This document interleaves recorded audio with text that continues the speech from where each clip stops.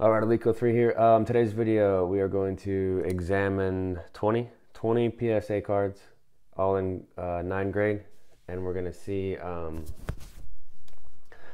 we're just going to talk about the differences in price between a 9 and a 10, which is something I think is very interesting in this hobby, given the recent scandal with all the slabs. So I think you may be more inclined to buy a PSA 9 instead of a 10. There are a lot of 10s that are doctored. There's 9s that are doctored. There's 3s that are doctored. But I think for this case, we're going to just see how crazy the price difference can be from a 9 to a 10, when in all likelihood, the real difference is pretty small. It may be just that day the grader was giving out more 9s, or that it's just a little off-centered. It's actually really close. And what the grader is actually seeing to determine a 9 from a 10. Just from my experience and everything I've read and heard about in the hobby. So we've got 20 cards. This week's also the National, so let's see, this will be my 9th one. It's always a pretty good time. If you can't go, I wouldn't feel bad about it. It's not like the end all be all of card collecting. It is cool. You see a lot of high-end cards, but I mean, you can see those online too. The difference is you're seeing them in person. So I mean, that's the main difference. Maybe you can hook up with some of the other people on YouTube. It's become like a community of friendship the last few years. It wasn't like this when I started in 2010. That was awesome. My first National was 2010 in Baltimore. So this will be my 9th one. All the ones except 2017 are the ones I attended. So it should be a good time. So I'm going to flip the camera around, and we're going to take a look at these cards.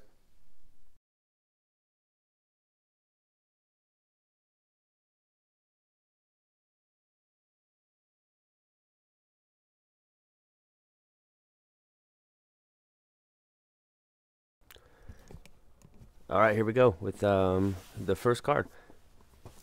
Starting off with football, and the card it's mentioned a lot on this channel, but it is a good investment card, I believe.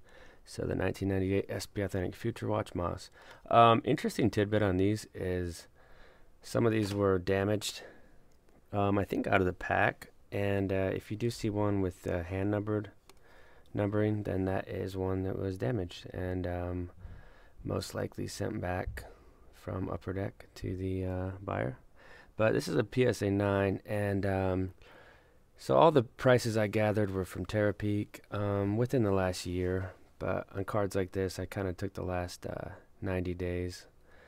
So the PSA 9s are right in the $425 range, while 10s will be $1,100 to $1,350. There are 64 10s of this card, which is a little higher than I thought, and the pop is 7.4%. So 866 of these slab, which is almost half, and the pop is 7.4%. So great card, and the price has definitely increased on this one.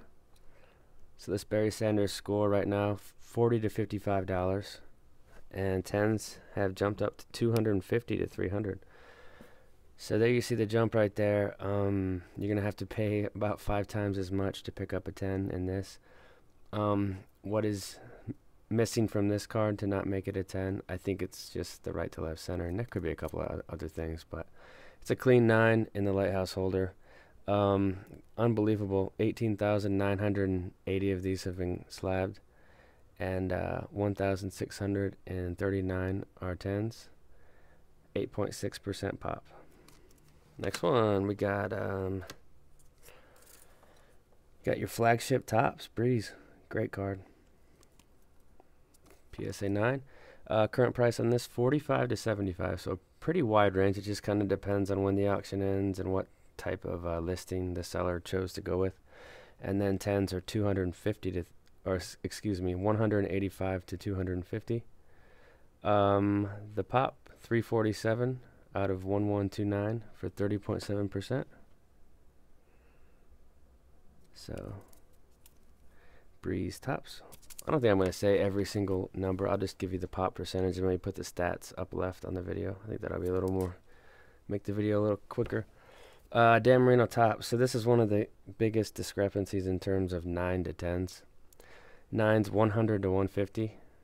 Pretty affordable from a lot of collectors. 10s 1,000 to 1,250. So you're going to have to pay 10 times as much to get your hands on a 10. And that's because 18,697 of these have been graded, and only 1.9% have achieved PSA 10 status. So another example why PSA 9s can be great for collectors and investors. Basketball. So I just got this card about a month ago. And of course it was fueled by the Jordan, but the Jordan's so expensive, so I just bought Karl Malone, another great player. I think I paid about $140 for this. But current market value is $125 to $200, and 10s are $750 to $950. And this has a 3.7% pop, extremely low. Doesn't seem like this set would be a set that would be in the 3% pop range, but extremely tough on the Fleer. Baseball now, love this card. The Cal Ripken Donruss. So $40 to $55 for a 9, and then 10s $200 to $250. So huge premium for the 10, and the pop on this is 6.9%.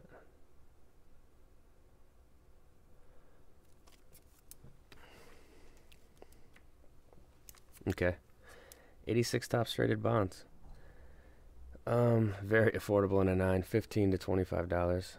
Most likely around 15, and then 10s are 100 to 150. The thing with this card is the centering top to bottom. You don't want the Pirates too close to the top. When it's too close to the top, the card's off centered. You want to have some space with the white here. This one's centered nicely. Does it look like a 10? It looks like a 10 to me. And inside the slab, as much as you can examine a card when it's in the slab. But pop on this one is 9.8%, and unbelievably, almost 45,000 of these have been slabbed since, PSA started grading in 1991. So crazy amount. Frank Thomas Leaf classic card has actually become a riser in the last couple of years. This card was $50-$60 for the longest time, but now 9s are $20 to $30, and 10s are $120 to $150. A little bit of a higher pop on this one though, 19.5%, and almost 17,000 have been slabbed. So the Frank Thomas Leaf Classic Rookie. So yeah, you could buy about 6 of those compared to buying one PSA 10 of that card. So here's the Pinnacle Jeter. This one's just a little off centered. It's not bad at all, and there's hardly any white showing at all on the card. So Jeter Pinnacle in a mint 9, $50 to $80. A 10, $400 to $500. The pop 12.2%, 4,835 slabs. So why do you guys think there's such a wide range between PSA 9s and 10s? When, as we've seen with grading, it's subjective, and everybody knows that. So on any given day, I think some 10s are 9s and not other 9s are 10s. So are people just investing in the slab, or I don't know. I've honestly never understood the huge premium from 10 to 9 because the cards are so close in condition. But that's just, the hobby always is surprising to me. Here's a Manny Ramirez. This is everybody knows this set, the 93 SP foils, because of the Jeter. But I'm a huge fan of the Manny card. I think he'll get into the Hall eventually. But this 9, only price I could find in the last year is $35 for this 9. But the 10s have jumped to $350 to $450, and there's only 19 of them, and the pop is 2.2%. So extremely tough, as we may have thought of in the SP foils. This might be the toughest. Yeah, this is the toughest card out of all the cards I'm going to show you guys today. This is the toughest one, the 85 Topps Clemens. Problems with this: coloring on the front surface, miscut, and of course your typical corner wear. But the 85 Topps Clemens, so 25 to 35 for a mint 9, but then 385 to 420 for a 10. So over 10 times more for a 10. The pop is absolutely ridiculous. There's only 324 10s out of 22,959 graded. 1.4%, so extremely tough set. Here's a much easier set, and there's not a huge discrepancy between 9s and 10s in this one. This is the Lebron SPX Jersey Auto from 2003. It's out of 750 there, but 9s around 5,300, 10s 8,300 to 12,500. 43.3% pop, so almost half of these are getting 10s.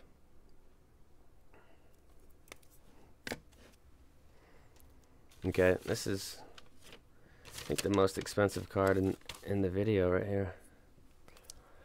Here's the Breeze Contenders in a 9. So I own some of these, and if you guys ever buy this set raw, it's usually chipped up. Not terribly, but there's usually white on the corners, and most likely they don't look like this, because this one's really, really clean compared to a lot of the ones I've seen. So PSA 9's 5,500. And then 10s around, I mean, it's anywhere from 16,000 to 23,000. It's such a wide range. I'd say more consistently around 19,000, which is just nuts for this card, but the card's really jumped up. So 23.5% pop on this one. Tony Gwynn Topps, beautiful. Love this card. Probably one of my favorite baseball cards, even though it's maybe not the best image. Just a picture of his butt when he's running. But 83 Topps Gwynn, 55 to 80 in a 9. And then 10s have gone up. They were around 450 for a while, but they're 600 to 700 now. With a 3.2% pop. So another extremely rough or extremely difficult top set from the 80s. So if you are fortunate to have a 10 in that, great. This is one of the It's one of my favorite cards. PSA 9 Griffey. So this is the Donruss rated rookie. And 9s you can still get for 20 to 30. I mean, there's just so many copies of this card out there. 10s 300 to 350. So there is a huge premium in the 10. It's tough to get the 10. I know I've sent in probably 15 or 20 of these, and I think I've gotten 110. So 28,758 of these have been slabbed, and the pop is 5.4%. So very tough to get a 10 in the Griffey rated rookie, and it's pretty similar to the upper deck. Here's modern. So the trend you'll see with the modern cards is the pops are much easier, which is understandable. The cards were better taken care of, and the manufacturers create cards that grade easier. 9 of this, 625 to 800, and a 10, 1600 to 2000. So much, about a what, 60% markup to get a 10. And the pop on this is 35%. So it's definitely not a gimme.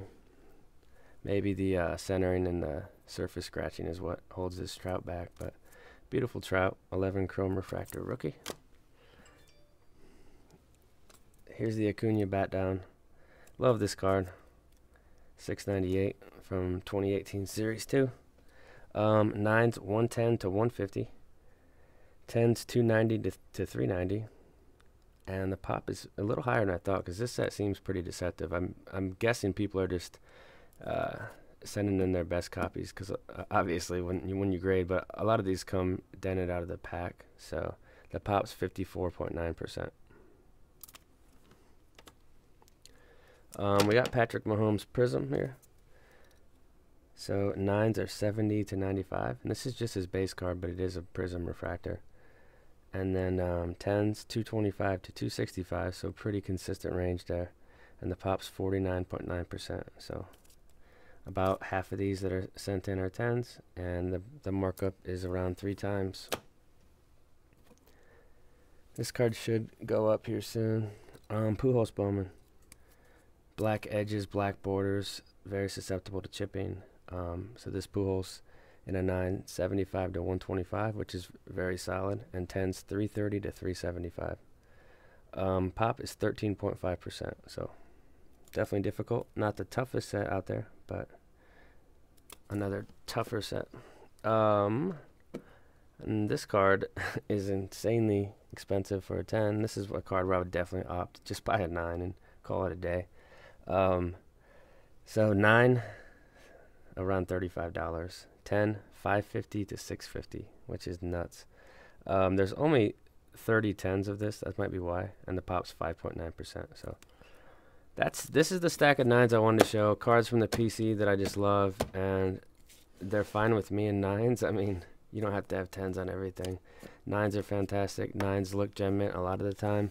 And I just kind of wanted to show everybody the huge price range gap that most people already know, but why a lot of times it's just smarter to pick up a 9 and call it a day. So that's it.